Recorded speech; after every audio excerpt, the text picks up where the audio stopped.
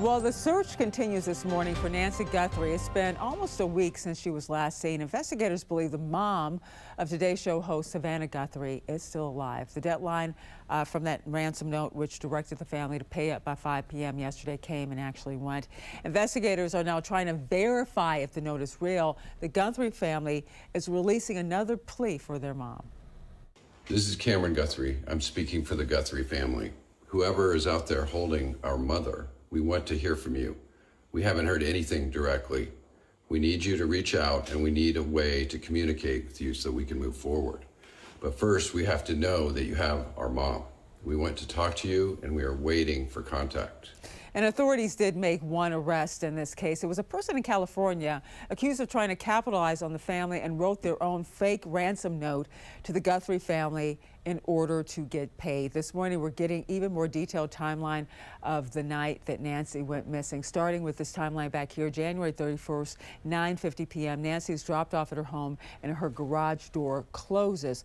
Then you have February 1st at around 1:47 a.m. Her doorbell camera is apparently disconnected. Then later at like 2:12 a.m., the surveillance software detects a person on camera. However, no video is available of that person. And then you have at 2:28, right down there, Nancy's pacemaker app disconnects from her phone. Then at 12:03 p.m., her family realizes she's gone and calls authorities. We're tracking all the latest details right here at the live desk. Breaking news out of Arizona as we end the 5th day of the frantic search for Today Show host Savannah Guthrie's mother, Nancy. Law enforcement giving an update on this case as the family posted a new video plea online just hours ago. Let's get straight to Ryan Smith at the live desk with those details. Ryan. Breaking tonight, the Guthrie family releasing a new second video tonight. This right here is a direct message from Savannah Guthrie's brother. Here he speaks directly to whoever has his mother tonight, pleading for her safe return. Take a listen. Whoever is out there holding our mother, we want to hear from you. We haven't heard anything directly. We need you to reach out, and we need a way to communicate with you so we can move forward. But first, we have to know that you have our mom. We want to talk to you, and we are waiting for contact. The video was posted around 5 p.m. Mountain Time, which was reportedly the first deadline in an alleged ransom note sent to TMZ and a local Tucson, Arizona TV station. Now tonight, still no suspects in the disappearance of Nancy Guthrie. The FBI noting here today that they have yet to receive any proof that the 84-year-old is still alive. So the ransom note that was distributed to the media did make a demand for 5 p.m. today. And if a transfer wasn't made, then I think a second demand was for next Monday. We're not going to go beyond that. DNA testing showing that blood found on Guthrie's front porch was in fact a match to her. The search now spanning the entire state of Arizona tonight. U.S. Border Patrol saying its agents are now on the ground assisting in this case. Investigators saying once again today they do believe Nancy is out there. They believe she is still alive. The FBI just announcing a $50,000 reward for any information that could lead to her return. The tip line we have listed at the bottom of your screen. Joining us now is former U.S. Attorney John Fishwick to dig deeper into this case with so many holes, John. It took almost a week for the FBI to get more aggressive. How can the feds getting involved actually make a difference in the search for Nancy Guthrie?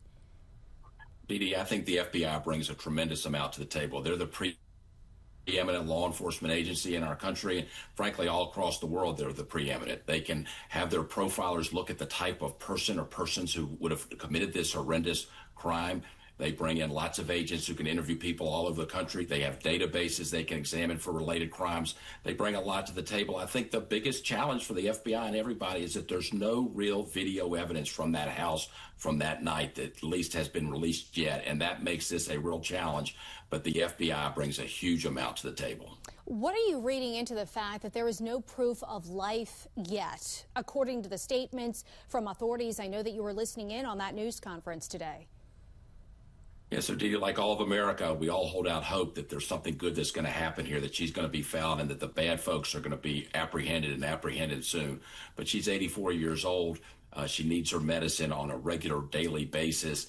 She has a pacemaker. There's blood. Her blood is on the house when the front of the house. So it's obviously very concerning that there hasn't been proof of life so far. It's been 5 days, so I think that is a real concern for law enforcement in this case. Well, you touched on it. Time is of the essence. Every detail, every moment counts. And I know law enforcement wants to get their ducks in a row should they have to make an arrest. But when time is critical, as it is right now, how do those conflicting factors work together? Well, I think if the FBI has got a real suspect or they know where Nancy Guthrie is, they will in a nanosecond go get her and get the bad guys. They will move and move with light speed. I think the real concern right now is that so far it appears that they're really at a dead end. This is a very challenging case, remote part of the country, no video evidence.